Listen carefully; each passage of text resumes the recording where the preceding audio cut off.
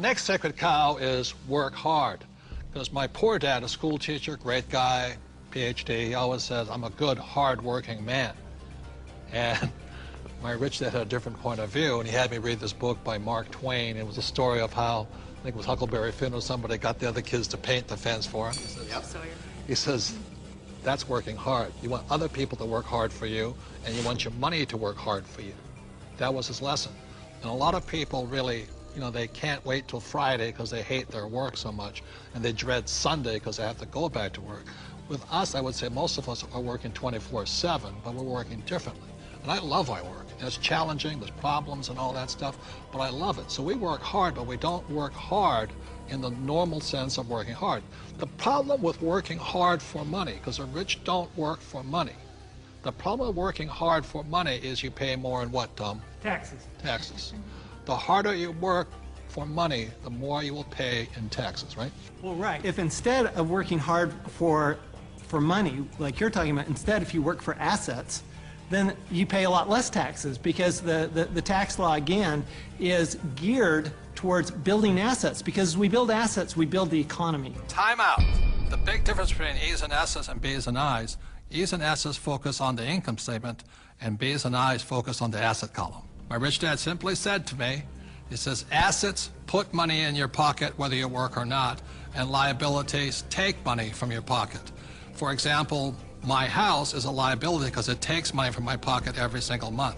Yet my rental properties are assets because they put money in your pocket whether you work or not.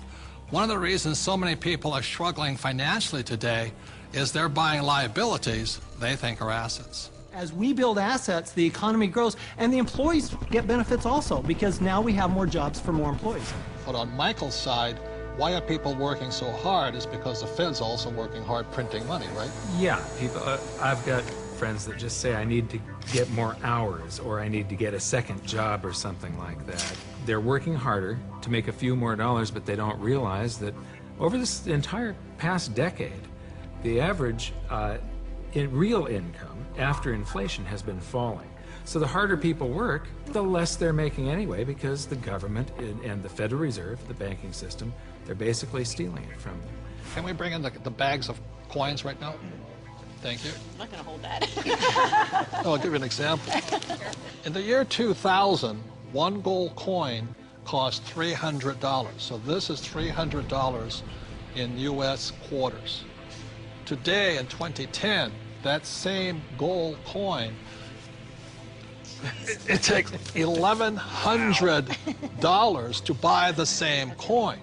So the reason people have to work so hard to keep up, to keep paying money, is because the value of your dollars are going down.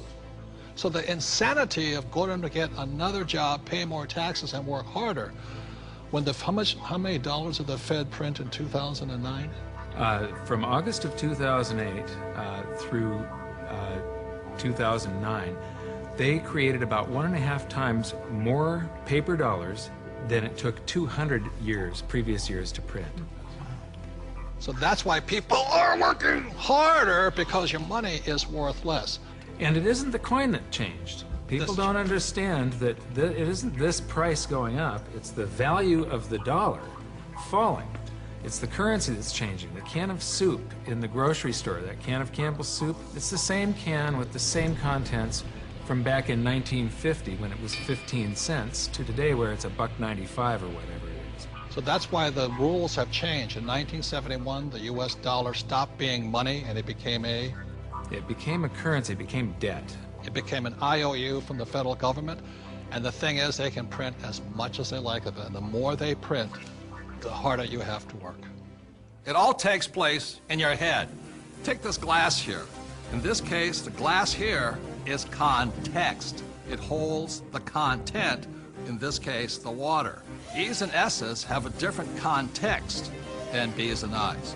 Having a different context, E's and S's attract the sacred cows like go to school, work hard, live below your means. B's and I's, having a different context entirely, attracts a different type of content, different type of information, different type of education. Money is created out of your head. If you're a true B and I, you're not concerned is because just like the Fed, we can print our own money.